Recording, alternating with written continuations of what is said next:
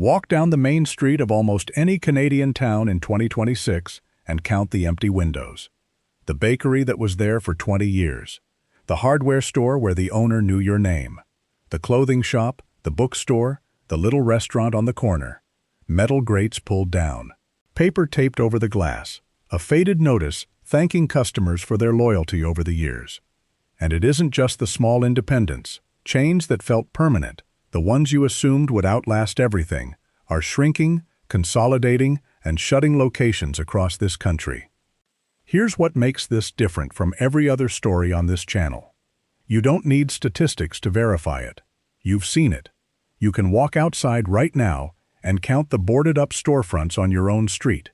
This is the one form of economic decline you can touch. And the reason behind it is genuinely shocking, because it isn't really the reason everyone assumes. Most people think they already know why the stores are closing. Most people are wrong. Stay with me, because the truth is stranger and far more revealing about the state of this country. Ask anyone why Canadian stores are closing and you'll get the same instant answer. Online shopping. Everyone buys everything on the internet now, so of course the shops are dying. And that's real. Online retail genuinely took a massive bite out of physical stores, and it isn't giving it back. That's a true part of the story. But it's nowhere near the whole story. And here's how you know. Online shopping has been growing steadily for well over a decade. If it were the whole explanation, we'd have seen a slow, steady decline over those years. A gentle fade. That's not what's happening. What's happening now is sharper and more sudden than a decade-long trend can explain. Something else is happening on top of it. Something faster and more brutal. And to see it, you have to look at the two ends of a store's life. What's coming in the door and what's going out. Start with what's coming in, the customer. Canadians haven't stopped shopping. They've changed how they shop, and the change is devastating for retail. They've moved from wanting to needing. Think about your own habits. A few years ago, a trip to a store might have included a few things you didn't strictly need, something that caught your eye, a small treat, an impulse buy at the till. That's the discretionary spending that retail actually lives on. The margin on the necessities is thin. The profit is in the extras. And the extras are exactly what's vanished. When rent, mortgage, groceries, and insurance have consumed everything, the impulse buy is the first casualty. People walk in with a list and walk out with exactly what's on it. They wait for sales. They buy the cheaper version. They put the nice thing back on the shelf. So a store can have people walking through the door and still be dying, because the basket is smaller, the margin is thinner, and the extras that paid the rent aren't being bought anymore. That's a store bleeding out with customers still inside it. Now look at the other end. What's going out? Every cost of running a Canadian store went up at once. Commercial rent climbed. Heating a retail space through a Canadian winter costs more. Insurance costs more. Suppliers raised their prices because their costs rose too. And wages had to rise. Because, as we covered in the jobs video, nobody will take a retail job that doesn't cover rent. That last one matters, and it's worth being clear about. Retail workers absolutely deserve to be paid enough to live.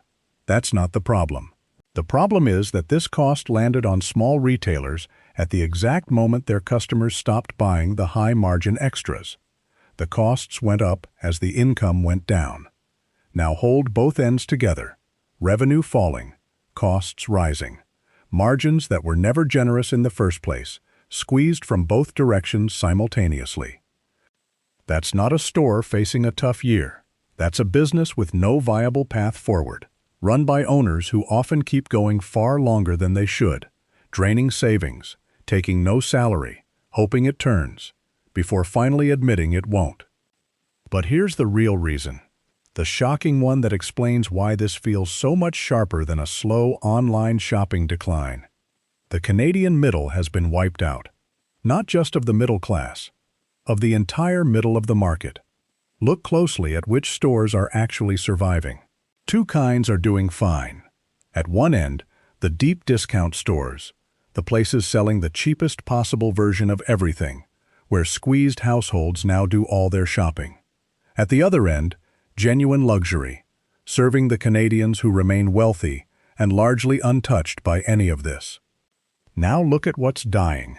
Everything in between. The mid-range shop, the decent quality at a fair-price store, the place that sold good products to ordinary families with a bit of money to spend. That entire middle tier is being wiped off Canadian main streets. And that's not a retail trend. That's an X-ray of the country. Those middle-market stores existed because there was a large, comfortable Canadian middle class with disposable income. They are dying because that middle class is being hollowed out, pushed down into discount shopping by housing costs, inflation, and stagnant wages. The stores didn't fail. Their customers got poorer. That's the shock. The empty storefront on your main street is a physical monument to the disappearance of the Canadian middle class. Every boarded-up mid-range shop marks a group of customers who used to have money left over at the end of the month and don't anymore. Let me make it real. Picture a shop owner in a mid-sized Canadian town. She's had the store for 18 years. She knows her regulars by name, knows what they like, put her kids through school on it. It was never going to make her rich, but it built a life and it meant something in that community. Then the trade got quieter. The customers still came in, but they browsed and left, or bought one thing instead of three. Her suppliers raised prices. Her rent renewal came back higher. Her heating bill through winter was brutal. So she did what small business owners do. She stopped taking a proper wage. She dipped into savings. She cut her own hours and worked longer herself to save on staff. She held on for 2 more years than she should have, because closing felt like failing the people who'd shopped there for 2 decades.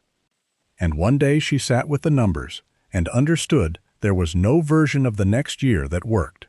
She wrote a note thanking her customers, taped it to the glass, and closed the door. She didn't fail at business. She ran a good shop for 18 years. The economy underneath her changed, and the customers who had money left over at the end of the month stopped existing in large enough numbers to keep her alive.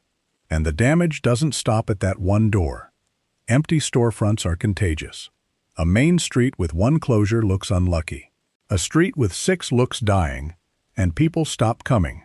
Fewer visitors means less foot traffic for the shops still hanging on, which pushes the next one under.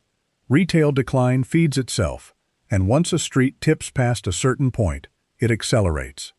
Then there are the jobs. Retail is one of the largest employers in this country, and those jobs are often local, flexible, and accessible. The work students, parents, and older workers rely on. When the store closes, that work vanishes from the community, and the people who did it now compete for fewer positions. And there's something harder to measure that also disappears. A main street is where a town actually meets itself. It's where you run into people, where teenagers hang around, where the community feels like a community rather than a set of houses. Replace it with grates and paper-covered windows, and you've taken something from the town that no online retailer will ever deliver. So who survives? The giants. Businesses with scale, with the buying power to squeeze suppliers, the cash reserves to absorb bad years, and the ability to spread losses across hundreds of locations. When the middle collapses, the big players absorb what's left, which means the Canadian Main Street isn't just shrinking, it's being replaced. Fewer independents, more chains. Fewer places owned by someone in your town, more places owned by someone very far away, where the profit leaves the community entirely. And here's a quiet consequence most people miss. Less competition eventually means less pressure on prices. The consolidation happening now, as smaller retailers vanish, sets up a market where fewer, larger players hold more power over what you pay. The squeeze that's closing the stores today can end up costing you more tomorrow. And this is where retail joins everything else on this channel. The unsold trucks, the abandoned boats, the empty condos, the unfilled jobs, and now the boarded-up shops. Every one of these is the same story told through a different object. Canadians have run out of financial margin. Retail just happens to be where you can see it with your own eyes. You can't see a family's mortgage stress from the sidewalk. You can't see the savings that never got built. But you can absolutely see a shuttered storefront, and another one beside it, and another one after that. The main street is the country's balance sheet. written large enough to read while you walk past.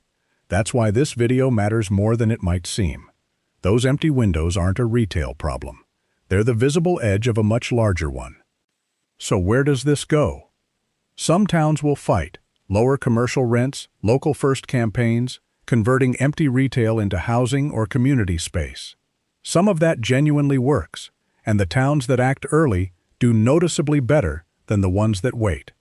But no Main Street strategy fixes the underlying cause. Stores need customers with money left over at the end of the month. Until Canadian households have that margin back, the closures will continue, no matter how clever the local campaign. Which brings us to the question this channel keeps arriving at. What happens to a country when its people can only afford necessities? Because an economy where everyone buys only what they strictly need is an economy where an enormous number of businesses, and the jobs inside them, simply cease to exist. So I want to hear from you, and this is the one where your local knowledge matters most. What's closed in your town recently? Is your Main Street holding on or hollowing out? And do you think this is online shopping or something deeper? Tell me in the comments below. Name your town. I read them all, and I think seeing this happening everywhere at once tells a story on its own. And if you want honest, clear-eyed breakdowns of the forces reshaping Canada, subscribe to Canada Insider. There's a lot more of this story to tell.